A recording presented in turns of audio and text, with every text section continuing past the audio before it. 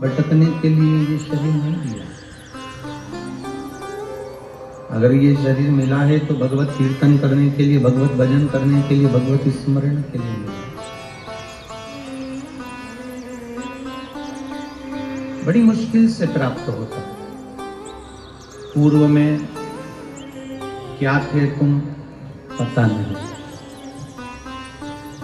कौन सा जन्म था तुम्हारा पता नहीं।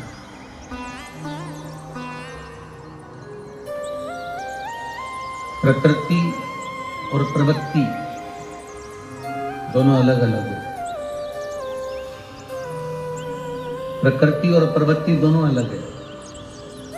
प्रकृति से मनुष्य मनुष्य जैसा दिखता है।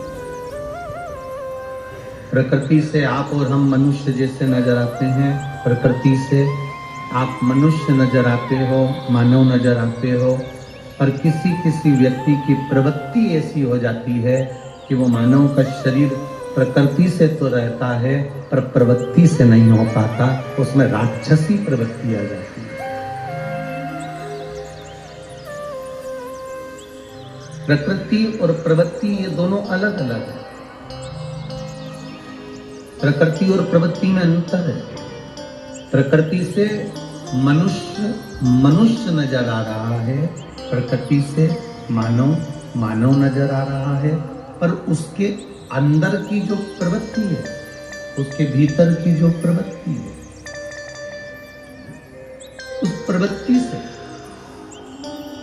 किसी किसी की प्रवृत्ति होती है एकदम तेज चिल्लाकर बोलना, किसी की प्रवृत्ति होती है कि एकदम खाने को दौड़ना, किसी की प्रवृत्ति होती है कि चुप होकर कमरे में बैठ जाना, किसी की प्रवृत्ति होती है बाद में निंदा करना, किसी की प्रवृत्ति होती है अटारी पर चढ़कर चिल्लाना, किसी की प्रवृत्ति होती है अपने कमरे में बैठकर रो लेना। तो प्रकृति से तो तुम मनुष्य हो, प्रकृति से तो तुम मानव हो, पर प्रवृत्ति हम अगर जरा जरा सी बात में चिल्लाकर दौड़ रहे हैं, हम जरा जरा सी बात में खाने को दौड़ रहे हैं, तो ये हमारी शेर जैसी प्रवृत्ति है, श्वान जैसी प्रवृत्ति। हम चुपचाप होकर अगर अपने कमरे में जाकर बैठ रहे हैं तो ये हमारी चूहे जैसी प्रवृत्ति है। प्रकृति से मनुष्य हो सकता है, प्रकृति से मानव हो सकता है, पर प्रवृत्ति से हम कुछ और बन जाते हैं। कभी कभी हमारे को क्रोध, कभी कभी हमारे को अपशब्द कोई कहता है, गुस्सा आता है, आड़ा टेढ़ा कह जाता है, तो हमारी प्रवृत्ति बदल जाती है। परशु महापुराण की कथा कहती है,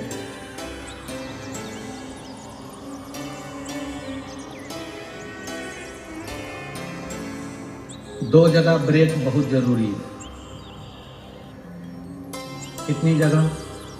जम के बोलो जरा। दो जगह ब्रेक बहुत जरूरी है। एक गाड़ी में ब्रेक जरूरी है और एक वाणी में ब्रेक जरूरी है।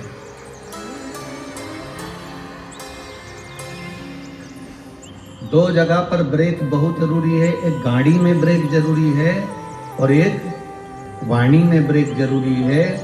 गाड़ी में ब्रेक नहीं होगा तो एक्सीडेंट हो जाएगा और नुकसान तुम्हारा भी होगा और सामने वाले का भी होगा। वाणी में अगर ब्रेक नहीं होगा तो नुकसान हो जाएगा, तुम्हारा भी होगा और सामने वाले का भी होगा। इसलिए गाड़ी में भी ब्रेक हो और वाणी में भी ब्रेक हो, बहुत जरूरी है।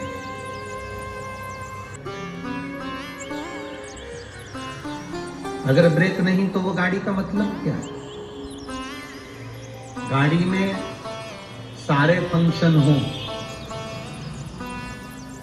गाड़ी में सब कुछ हो, एसी भी हो, पावर विंडो भी हो, क्लच भी हो, स्टीयरिंग भी हो, खिड़की पर भी लगा हो, नेम प्लेट भी लगी हो, गाड़ी में सब कुछ हो, और अगर ब्रेक नहीं हो तो गाड़ी किसी काम की है क्या?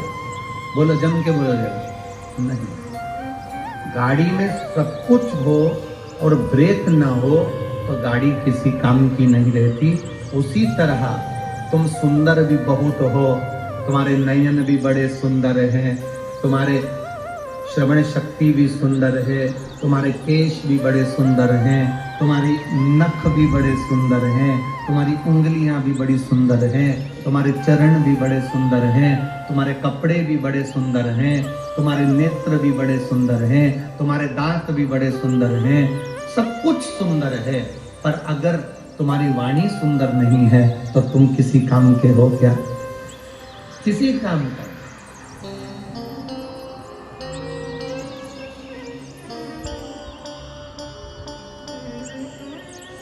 सफर कब अच्छा है? जब हम सफर अच्छा हो। सफर कब तक अच्छा लगता है? जब हम सफर अच्छा। खेतान जी, यहाँ लोग बड़ी दूर दूर से कथा सुनने, भोजन देता है, पा लेते हैं, नहीं मिला तो भी शिव नाम लेकर भगवती स्मरण में डूबे रहते हैं।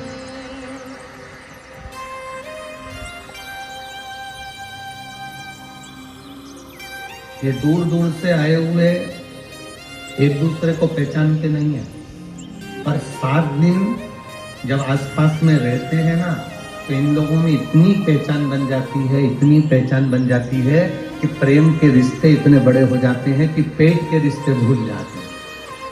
कि इतना खेतान जी इनके मिलन का, इनके प्रेम का इतना वास्ता। कल किसी ने और मैसेज करा होगा यहाँ से वीरगंज से कि गुरुजी चले जाएंगे, अब हम कल से क्या करेंगे? तो हमारा निवेदन है, कुछ मत करना, 1 लोटा जल महादेव को चढ़ाने का प्रयास कर। 1 लोटा जल देवादिदेव महादेव को चढ़ाने का प्रयास करिए, भगवान शंकर का गुणगान करने का प्रयास करिए, शिव तत्वों को जानने का प्रयास करिए। ठीक है, भक्ति करो, जितना बन सके भगवत नाम जपो, जितना बन सके भगवती स्मरण करो।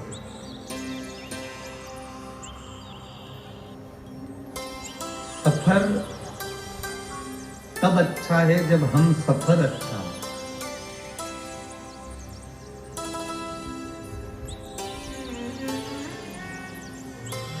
जितने लोग बैकुंठ जाने, भजन करने वाले के, भगवान की भक्ति करने वाले के प्राण छूटते हैं, तो भगवान विष्णु रथ भेजते हैं, पार्षद भेजते हैं, उनके दूत भेजते हैं और वो उनको बैकुंठ लेकर जाते हैं। जो व्यक्ति पाप करता है उसके लिए यमदूत आते हैं, यमलोक से उसको लेकर जाते हैं। केवल एक देवादिदेव महादेव का भक्त ऐसा होता है, शिव महापुराण सुनने वाला ऐसा होता है, शंकर भगवान को जल चढ़ाने वाला ऐसा होता है, शंकर भगवान का गुणगान करने वाला ऐसा होता है, श्री शिवाय नमस्तुभ्यम बोलने वाला ऐसा होता है, नमः शिवाय, ओम नमः शिवाय, महामृत्युंजय का गुणगान करने वाला, शंकर को मानने वाला जो शंकर का भक्त होता है, केवल वही एक ऐसा होता है जिसके लिए महादेव किसी गण को लेने नहीं भेजते, स्वयं नंदी लेकर आते हैं और बिठा कर लेकर जाते हैं। जिसको लेने के लिए स्वयं महादेव आते हैं।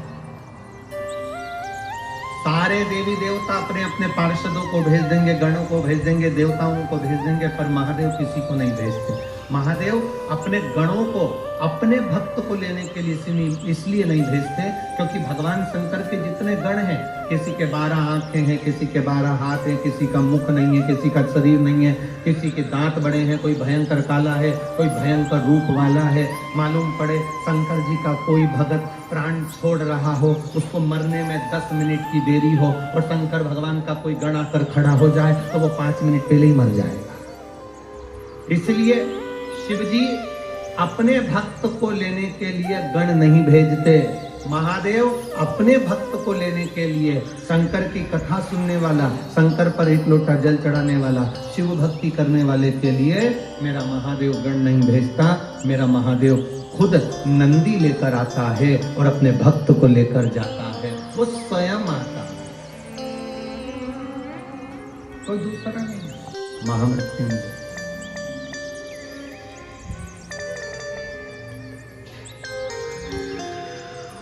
उसका एक नाम महामृत्युंजय है,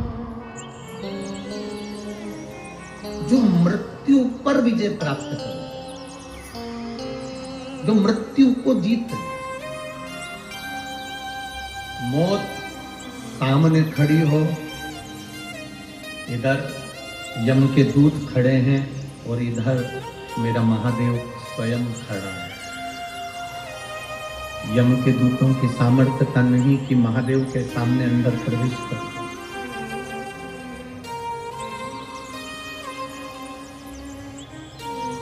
कल कथा सुन रहे थे गजासुर की। गजासुर के पेट में भगवान शंकर बैठे हुए थे, पर किसी देवता की सामर्थ्यता नहीं कि गजासुर से युद्ध लड़ ले। भगवान विष्णु भी गजासुर के सामने गए तो गाले का रूप रख कर गए, बंसी बजाते हुए गए, नंदी को नचाते हुए गए, पर युद्ध करने नहीं गए। क्यों? क्योंकि शंकर का गुणगान करने वाला, शंकर का भजन करने वाला। इधर लंका में रावण है और भगवान राम युद्ध करने के लिए जा रहे हैं। रामेश्वर धाम की स्थापना भगवान राम जी ने क्यों करी? भगवान राम जी को क्या पड़ा था कि शंकर भगवान के शिवलिंग की स्थापना करी, पूजन करी, अर्चना करी, रामेश्वर धाम की स्थापना करी? उसका कारण क्या था? भगवान राम को मालूम था जिस रावण को मैं मारने जा रहा हूँ, ये रावण शंकर का परम भक्त है।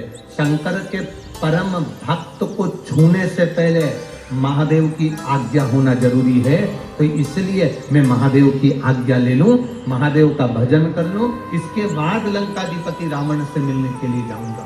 शंकर भगवान की आराधना है। राम जी ने कहा मैं वन में विचरण कर रहा हूं, अपनी अर्धांगिनी को लेने के लिए, अपनी धर्मपत्नी को लेने के लिए, जानकी को लेने के लिए, सीता को लेने के लिए मैं यहाँ आया हूँ। सीता जी को लेने आया हूँ, पर सामने जो युद्ध करेगा मेरे, वो आपका परम भक्त लंकाधिपति रावण है। आप बताओ मैं करूं तो करूं क्या? एक तरफ आपका भक्त है और दूसरी तरफ ये आपका दास है, आप कहोगे मैं वो कर लूंगा। शंकर भगवान ने कहा रावण को तुम मारने के लिए जाओ, मना नहीं, मना नहीं।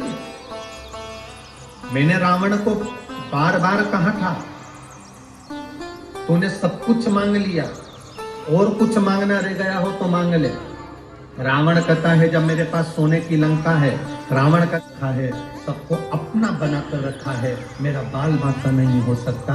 पर शिव महापुराण की कथा कहती है कर्म के गति के आगे कोई ग्रह काम नहीं करता, आखिरी में व्यक्ति को भोगना पड़ता ही है। कर्म गति बड़ी विचित्र है।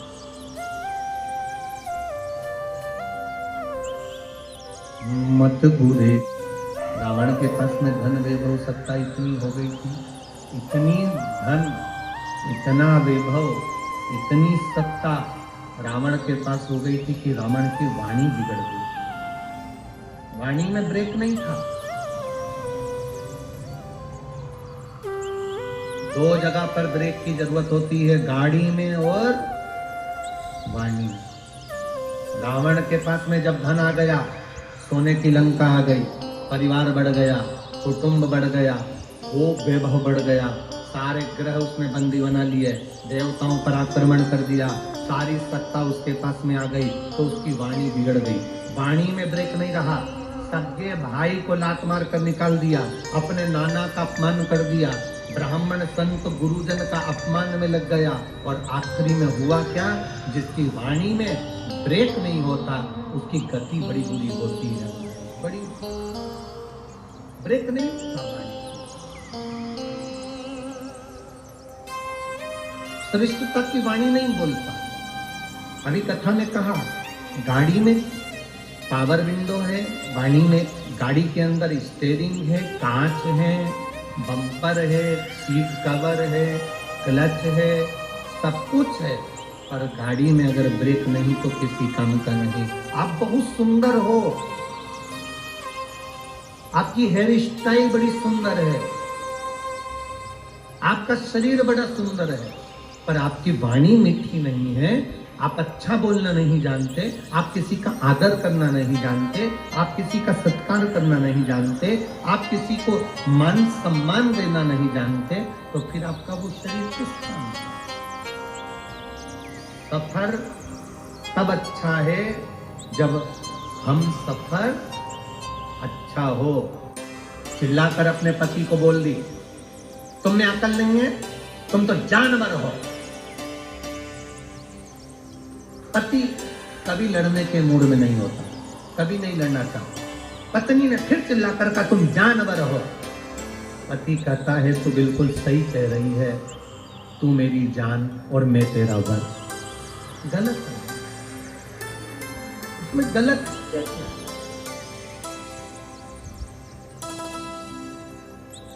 अब बहुत सुंदर दिख भी रहे हो, बहुत सुंदर तुम लग भी रहे हो, तुमने सफर करने के लिए मठरी भी बना ली, समोसा भी बना लिया, कचौड़ी भी बना ली, खुरमे भी बना लिए, ठेहुआ भी बना लिया, थोड़ा सा लिट्टी चोखा भी धर लिया, तुमने सब कुछ रखा। एक के अंदर तुमने सारा सामान रख लिया। अब ईमानदारी से बोलो, सफर करने जा रहे हो, सारा सामान तुमने बैग में रखा, तुम्हारे साथ में चलने वाली भी बड़ी सुंदर है, तुम्हारे साथ चलने वाला भी बड़ा सुंदर है, तुम्हारे बच्चे भी बड़े सुंदर हैं, पर ईमानदारी से बोलो, वो लिट्टी चोखा, वो ठेहुआ, वो तुम जो लेकर जा रहे हो सामान, तुम्हारी मठरी, गुजिया, पपड़ी, खुरमा कब काम आएगा? जब पत्नी प्रेम से बोले, भूख लग रही है, चलो अपन लोग बैठकर भोजन कर ले, और मालूम पड़े भोजन करने का समय आया और तुम्हारे साथ जो जा रहे हैं सफर करने वाले, वो तुमसे झगड़ा कर ले, तो तुम लिट्टी चोखा खाओगे? ठेहुआ खाओगे? कुछ खाने का मन करेगा? नहीं। साथ में जो जा रहा था उसने इतना विवाद कर दिया, इतना विवाद कर दिया कि मन खाने में नहीं लगा, पूरा सफर बिगड़ गया। फिर मन में सोच रहे हो, इससे तो नी आती, बोलो बोलो जम के, नी आती तो अच्छा था, कहां इनके चक्कर में आ गई, कहां मैं इसको लेकर आ गया। बस आपस में सफर लंबा है, हम सफर अच्छा होना चाहिए, और हम सफर का मतलब ये नहीं होता कि सुंदर हो, हम सफर का मतलब होता है जिसकी वाणी में मिठास हो और हृदय कोमल हो, वो हम सफल। क्या काम का? किसी किसी के यहाँ ठेहुआ बनता है गुड़ का, जानते हो ना आप लोग? जानते हो? वो आटे में गुड़ मिला के, शक्कर मिला के, आटे के अंदर पानी में पहले गुड़ घोल लेते हैं, शक्कर घोल लेते हैं, फिर आटे में डाल डालकर उसको उसन के गोल बनाकर घी में तलते हैं। क्या बोलते हैं उसको? ठेहुआ, पुआ। तुम तो समझ गए ना, बस बहुत है। तुम्हारे चक्कर में हमारा ठेहुआ निकल जाए, उसका मतलब है तुम समझ जाओ, बहुत है।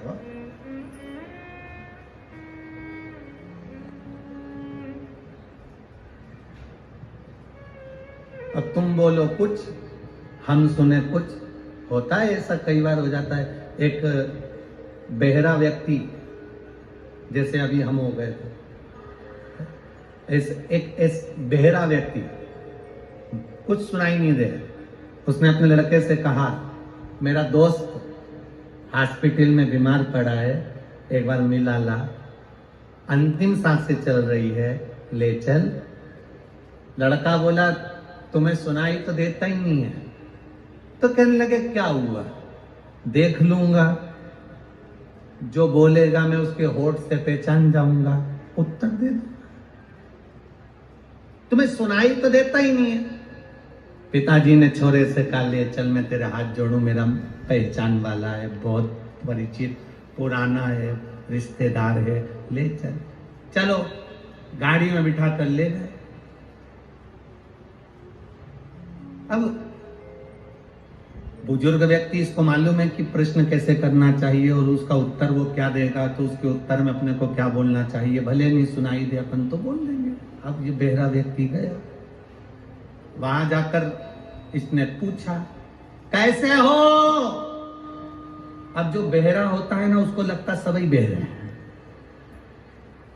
अब जो पलंग पर पड़ा था हॉस्पिटल में, ये चिल्ला कर बोला कैसे हो, तो इसने कहा शरीर में बड़ा कष्ट है, मर रहे हैं। तो इसने कहा भगवान की बड़ी कृपा है, बड़ी कृपा है।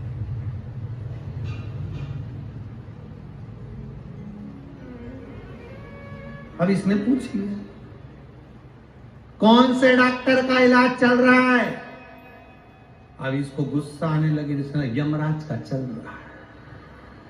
इतने में बहरा व्यक्ति बोला बहुत अच्छा डॉक्टर है, तुरंत निर्णय कर देता है, तुरंत। अब इसको कांटे से खून नहीं, बता